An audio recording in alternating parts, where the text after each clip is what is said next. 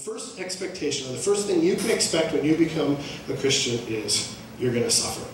Now, I have good news. If you don't become a Christian, you're still going to suffer. So, really, it doesn't matter. But there is a popular thought, it's called the prosperity doctrine. It's your best life now. Your cup will overflow with blessings. It's basically, become a Christian, your life will become a bed of roses. And that's not what the Bible teaches. Not what the Bible teaches. And that's really not what we teach here. So, what I want you to take from this is, if you're like me, anytime something goes wrong in your life, whether you get a head cold, or the printer doesn't work, or whatever's going on in your life, you go, God, what did I do? What sin have I committed? And you lay this guilt upon yourself, wanting to know why things are bad.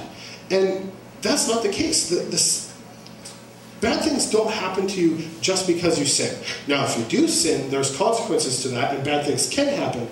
But what I want to tell you is, when bad things do happen to you, you don't have to lay that guilt upon yourself saying, oh, what did I do wrong, God? How am I not pleasing you?